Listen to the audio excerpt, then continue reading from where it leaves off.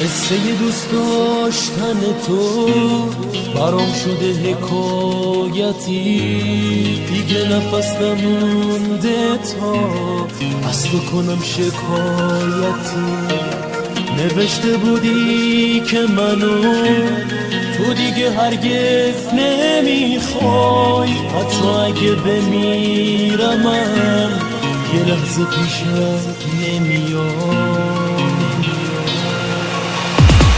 اگه یه روز بمیرمم زیر تابوتم و نگی برای جسم یخ زدم گریه نکن برو بمیر.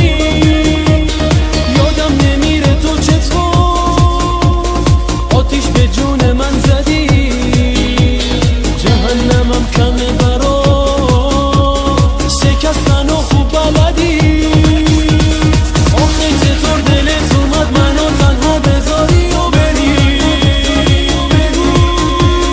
بهم بگو چطور تونستی رو لبات دوست ندارم و بگی. الهی زود زود بمیرم و از این دنیا بی تو دل بکنم.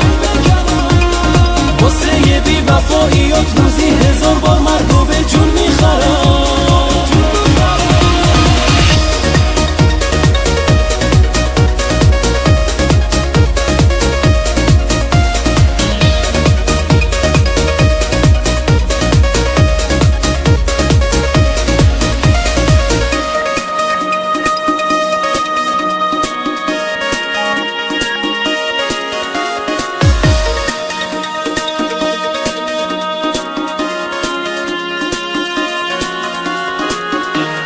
چشمامو خیس‌تر نکن، کاری نکن دیوونشم، کاری نکن رو اسم تو عکس قرمز بکشم.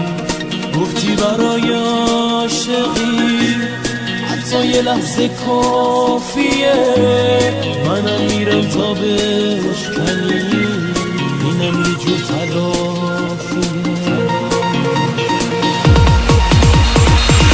یه روز بمیرمم زیر تابوتم و نگی برای جسم یخ زدم گریه نکن برو بمیر. یادم نمیره تو چطور آتیش به جون من زدی، از تو چشات نفهمیدم شکستن و خوب بلدی.